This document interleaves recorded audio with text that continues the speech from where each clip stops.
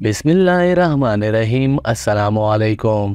सुल्तान Salahuddin Ayyubi रहमतुल्लाह अलैह की जंगी फतूहात की दिन ब दिन बढ़ती हुई कामयाबियां देखकर दुश्मन सुकून से सो न पाते, लेकिन अल्लाह ताला ने सुल्तान को इंतहाई दर्जे की अकल, जहानत और बहादुरी से नवाजा था। अल्लाह ताला ने सुल्तान सलाहुद्दीन अय्यूबी रहमतुल्लाह अलैह को वो सलाहियतें दी थी कि वो दोस्त और दुश्मन में फ़र्क समझ सकते थे। सुल्तान को मालूम था कि दिन ब दिन बढ़ती हुई मुसलमानों की ये कामयाबियां देखकर दुश्मन कभी भी बर्दाश्त नहीं कर सकता और वो ऊंचे हथकंडे इस्तेमाल करके हमें हर मकाम पर रुस्वा करने की कोशिश करेगा। मिस्र का सबसे ज़्यादा मशहूर तिजारती कबीला जब सुल्तान सलाहुद्दीन अय्यूबी रहमतुल्लाह अलैह ने फतह किया, क्योंकि ये कबीला एक सोने की चिड़िया थी। ये कबीला पूरे मिस्र के तमाम बाज़ारों में सबसे बड़ा और ज़्यादा अहमियत का हामिल था। इस कबीले का तिजारती बाज़ार सबसे बड़ा था और ये कबीला तिजारत के लिहाज से सबसे मशहूर और अहम था। इसको हासिल करना मुसलमानों के लिए भी अहम था और दुश्मन तो इस पर जान छिड़कते थे कि ये कबीला किसी भी हाल में सुल्तान को फतह नहीं करने देंगे। लेकिन अल्लाह ताला की नुसरत से सुल्तान ने 4 दिनों की मुसलसल दिन रात जंगी कार्रवाइयों के बाद इसे फतह कर लिया था। दोस्तों, ये वाक़या इंतहाई कीमती और सुल्तान सलाहुद्दीन अय्यूबी रहमतुल्लाह अलैह की जहानत और अक्लमंदाना फैसलों से भरा हुआ है, जिसे सुनकर आपको सुल्तान सलाहुद्दीन अय्यूबी का मुसलमानों का सुल्तान होने पर फख्र महसूस होगा। आपसे गुजारिश है कि इस वाक़ये को पूरा सुनिए ताकि ये वाक़या आपके जहन में काबिलियत को बढ़ा सके। मिस्र के इस कबीले को फतह करने के चंद दिन बाद ही इस कबीले में एक अजीब वाक़या पेश आया। उस कबीले में मौजूद तमाम घरों के दरवाजे वगैरह नहीं थे, यानी कि ये खैमा नुमा बने हुए थे और इनकी हिफाजत के लिए घर वाले कोई तवज्जो न देते थे। इसकी वजह यह थी कि वहाँ पिछली 1 सदी से कोई ऐसा वाक़या नहीं हुआ था जिसमें लोगों के माल और जान को किसी किस्म का ख़तरा हो। लोगों के माल मवेशी सारा दिन एक दूसरे की खेतियों में चरते फिरते थे और शाम को अपने अपने घरों में वापस चले जाते थे। इस कबीले के लोग बहुत ज़्यादा मिलनसार थे। ख़ास करके अगर किसी के घर में शादी होती तो गोया पूरे कबीला सजाया जाता और एक दूसरे की गमी में भी सब शरीक होते थे। इस गांव में एक बड़ा ज़मींदार रहता था जो इंसानियत के लिए दर्द दिल रखता था, लोगों के लिए प्यार मोहब्बत रखता था और हर वक्त खौफ खुदा की वजह से डरता था। यह एक बड़ा ज़मींदार होने के साथ साथ अपने गांव के सबसे बड़े सरपंच भी थे।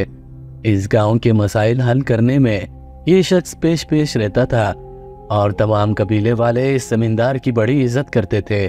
एक दफ़ा इस बड़े ज़मींदार यानी सरपंच की बेटी अपने मवेशियों के लिए खेतों में चारा बनाने गई। सरपंच की काफ़ी ज़्यादा ज़मीन थी और हर जगह खेत ही खेत थे।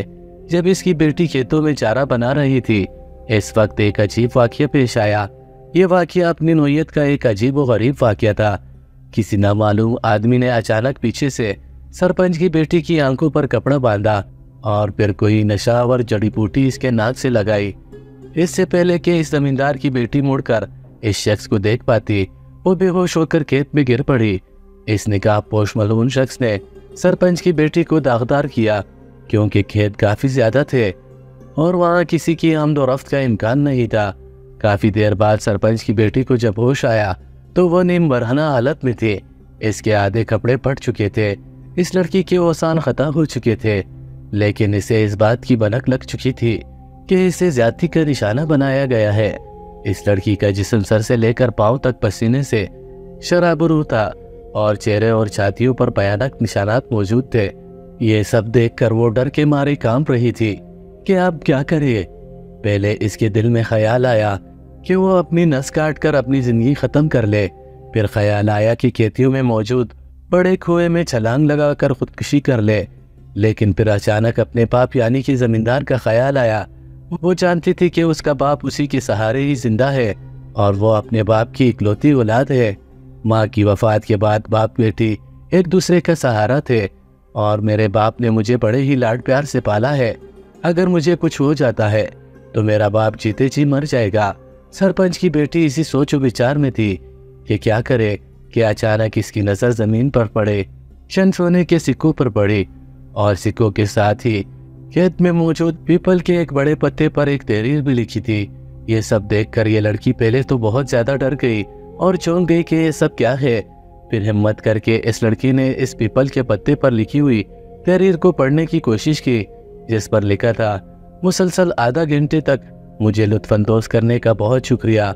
ये मेरी जिंदगी का यादगार आधा घंटा था जिसको मैं मुफ्त में कैश नहीं करना चाहता, इसीलिए इन लम्हों की कीमत भी अदा की है। ये सोने के सिक्के तुम्हारी कीमत है। मैं तो यहाँ से गुजर रहा था, इसलिए मेरे पास इतने ही सोने के सिक्के मौजूद है।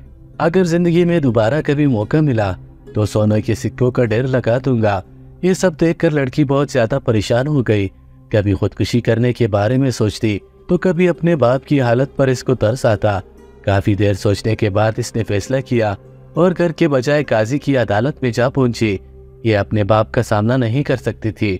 इसे मालूम था कि अगर इसके बाप यानी कि सरपंच ने इसे इस हालत में देख लिया तो वो किसी को मुंह दिखाने के काबिल नहीं रहेगा। जितना वो गैरत वाला शख्स है वो तो शर्म से ही मर जाएगा। ये लड़की अपना मुकदमा लेकर काजी साहब के पास पहुंची और रो रो कर कहने लगी कि इस गांव की बेटी की इज्जत पर हमला हुआ है। आज मेरे साथ किसी ने बड़ा जुल्म किया है। मैं जिंदगी और मौत की कश्मकश में हूँ। अगर आज का सूरज गरूब होने से पहले मेरा मुजरिम ना पकड़ा तो ये काजी साहब आपका एक और जुल्म मुझ पर होगा। काजी ने जब सरपंच की बेटी को इस हालत में देखा तो गुस्से से लाल पीला हो गया। फिर काजी ने इस लड़की से सारा माजरा पूछा और इस लड़की ने सारा किस्सा बयान करने के बाद वो पीपल के पत्ते पर लिखी तहरीर और सोने के सिक्के काजी साहब के सामने सबूत के तौर पर हाजिर कर दिए। काजी साहब ने सारा माजरा सुनने के बाद और इस तहरीर और सोने के सिक्कों को बगौर मुताले करने के बाद सिपाहियों को हुक्म दिया कि इस गांव के तमाम मर्दों को अभी इसी वक्त अदालत के हाथे में जमा किया जाए। जो भी आने से इनकार करे इसकी गर्दन को फौरन उड़ा दिया जाए। सिपाहियों ने हुक्म पर अमल किया और थोड़ी ही देर में गांव के तमाम लोगों को काजी साहब के सामने हाजिर कर दिया। अब इस कबीले के तमाम मर्द इस लड़की और काजी साहब के सामने हाजिर हो चुके थे। फिर काजी साहब ने 2 माहिर शनासों को बुलाया जो कि इस लिखाई की शिनाख्त कर सके। इन दोनों शनासों ने एक एक करके सबकी लिखाई चेक की मगर किसी भी मर्द की हैंड राइटिंग मैच न हुई। इतने में किसी ने जाकर इस लड़की के बाप यानी इस जमींदार को इतला दी कि ये सारा माजरा हो चुका है। आपको खबर तक नहीं। वो बेचारा परेशानी की आलम में दौड़ा दौड़ा अदालत के आते में आ पहुंचा। सरपंच बुलंद आवाज में गुस्से की हालत में चीख चीख कर कहने लगा कि तुम तमाम कबीले वालों के लिए मर जाने का मकाम है। मैंने तुम लोगों के हकूक की जंग लड़ी, जिस कौम के फलाह के लिए दिन रात मेहनत की, इसका मुझे तुम लोगों ने ये सिला दिया। तुमने मेरी बेटी को ही दागदार कर डाला। अदालत में मौजूद इस कबीले के तमाम लोगों ने इंतहाई हमदर्दी से कहा कि ये जुर्म करने से पहले हम हलाक ना हो जाते। हमने ऐसा कुछ नहीं किया। हम तुम्हारी बेटी को अपनी सगी बहनों से, सगी बेटियों से बढ़कर समझते हैं। अदालत में मौजूद एक बूढ़े दाना शख्स ने कहा कि काजी साहब सरपंच की बेटी के साथ ज्यादती करने वाला शख्स बड़ा चालाक था। ऐसे महसूस होता है जैसे इसके दिल में इंतकाम की आग चल रही थी, वरना वो बत्ते पर तहरीर न लिखता और ना ही सोने के सिक्के रख कर जाता। मुझे तो कोई ये साजिश लगती है। काजी ने सरपंच से पूछा कि तुम्हारा किसी से कोई झगड़ा तो नहीं, जिस पर सरपंच ने बताया कि ऐसी कोई बात नहीं काजी साहब, हमारे किसी से कोई झगड़ा नहीं। ना ही मैं जिंदगी में किसी से कभी कोई बहस की, ना किसी का हक मारा और ना ही कभी किसी का दिल दुखाया। सरपंच ने गुस्से की हालत में काजी साहब से कहा कि मुझे आज ही अपनी बेटी का मुजरिम हर हाल में चाहिए। ये सुनकर काजी बड़ा परेशान हुआ और सिपाहियों को हुक्म दिया कि इन तमाम लोगों को लेकर सुल्तान सलाहुद्दीन अय्यूबी रहमतुल्लाह अलैह की अदालत में पहुंचो। ख्याल रहे कि इन तमाम लोगों में से एक भी शख्स कम नहीं होना चाहिए। इस कबीले के तमाम मर्दों के हजूम को चारों तरफ से घेर कर सुल्तान सलाहुद्दीन अय्यूबी रहमतुल्लाह अलैह की अदालत में हाजिर किया गया। फिर काजी साहब ने सुल्तान को सारे हालात व वाक़ियात से आगाह किया और काजी ने कहा, यह सरपंच इंतहाई नेक आदमी है। इस पूरे कबीले को संभालने वाला यही शख्स है। इसने हमेशा इस गांव के लोगों की खिदमत की है। ये सुनकर सुल्तान सलाहुद्दीन अय्यूबी रहमतुल्लाह अलैह को गुस्सा भी आ रहा था और इस बुजुर्ग पर तरस भी आ रहा था जो कि इंतहाई नेक था। काफी देर सोच विचार के बाद सुल्तान सलाहुद्दीन अय्यूबी रहमतुल्लाह अलैह के ज़हन में एक तरकीब आई। फिर सुल्तान सलाहुद्दीन अय्यूबी रहमतुल्लाह अलैह ने सिपाहियों से कहा कि पानी का एक बड़ा सा बर्तन लाया जाए। इस पानी को आग पर गर्म किया जाए, इतना गर्म किया जाए कि ये पानी आग बन जाए। सिपाहियों ने हुक्म की तामील की। सुल्तान ने कहा कि मैं देखता हूँ कि जब मुजरिम को खुलते हुए पानी में डाला जाएगा तो अपने गुनाहों का इकरार कैसे नहीं करेगा। अदालत में मौजूद सब लोग खौफ से कांपने लगे और सुल्तान सलाहुद्दीन अय्यूबी रहमतुल्लाह अलैह से इल्तिजा करने लगे कि खुदा की कसम हम बेगुनाह हैं, हमारे साथ ऐसा जुल्म मत करो। लेकिन सुल्तान सलाहुद्दीन अय्यूबी रहमतुल्लाह अलैह इनकी बातों को ना सुनते हुए अगली तरकीब सोच रहा था। इतने में पानी आग से भी ज्यादा गर्म हो चुका था, जिसे खोलता देखकर अदालत में मौजूद तमाम लोग खौफ के मारे डर रहे थे। सभी के पसीने छूट रहे थे। सुल्तान सलाहुद्दीन अय्यूबी रहमतुल्लाह अलैह ने हुक्म दिया कि अदालत में मौजूद तमाम मर्द कतार में खड़े हो जाए। सुल्तान का ये हुक्म सुनते ही गांव के मर्द हजरात की चीखें निकल गई। इन्हें अपनी अपनी मौत अपनी आंखों के सामने नजर आने लगी। एक बड़ी उम्र के इस देहाती ने सुल्तान से कहा कि ए सुल्तान, मुझे आप खुलते हुए पानी के कड़े में ना डालें, बल्कि सीधा आग में ही डालें। जब आपने हम सबको बेगुनाह मारने का इरादा कर ही लिया है तो फिर ऐसी सजा दें जो सबसे ज्यादा तकलीफ दे है। सुल्तान ने कतार में खड़े मर्दों को गिनना शुरू किया और सिपाही से कहा कि वो सोने के सिक्के ले आओ। सिपाही सोने के सिक्के सुल्तान सलाहुद्दीन अय्यूबी रहमतुल्लाह अलैह के सामने लेकर हाजिर हुआ तो सुल्तान ने इन्हें इन सिक्कों को खोलते हुए पानी में डाला। अदालत में मौजूद तमाम लोग सुल्तान सलाहुद्दीन अय्यूबी रहमतुल्लाह अलैह के इस अमल से बहुत ज्यादा हैरान और परेशान हो रहे थे कि आखिर सुल्तान करना क्या चाहते हैं। ये सब देखकर इन तमाम मर्द हजरात को इस बात का यकीन हो चुका था कि कम से कम हम तो पानी में नहीं डाले जाएंगे। सुल्तान सलाहुद्दीन अय्यूबी रहमतुल्लाह अलैह काफी देर तक इस गर्म पानी में मौजूद सोने के सिक्कों की वजह से इस पानी के ऊपर बनने वाले ते को बड़े गौर से देख रहे थे। काफी देर गौर व फिक्र करने के बाद सुल्तान सलाहुद्दीन अय्यूबी रहमतुल्लाह अलैह ने फौरन अपने सिपाहियों को हुक्म दिया कि इस गांव के जितने भी कसाब हैं इन सबको अदालत में हाजिर किया जाए। गांव वालों ने बताया कि इस पूरे कबीले में सिर्फ 3 ही कसाब हैं, जिनमें से एक कसाई तो काफी दिनों से बीमार है और वो इलाज करने के लिए तकरीबन 2 माह पहले ही दूसरे शहर में जा चुका है। बकिया 2 कसाबों को सिपाही लेकर सुल्तान सलाहुद्दीन अय्यूबी रहमतुल्लाह अलैह की अदालत में हाजिर हुए। सुल्तान ने पहले इनसे पूछा कि जब सारा गांव यहाँ पर खड़ा हुआ है तो तुम दोनों क्यों नहीं आए।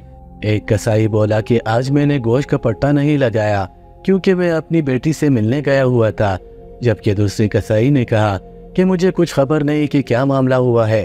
फिर सुल्तान सलाहुद्दीन अय्यूबी रहमतुल्लाह अलैह ने इन दोनों को आगे आने का हुक्म दिया। सुल्तान ने ऊंची आवाज में गांव वालों से पूछा कि आज इन दोनों ने दुकान खोली थी या नहीं। गांव वालों ने बताया कि एक दुकान तो आज बंद थी जबकि दूसरी दुकान खुली थी और ये सारा दिन गोश्त फरोख्त करता रहा।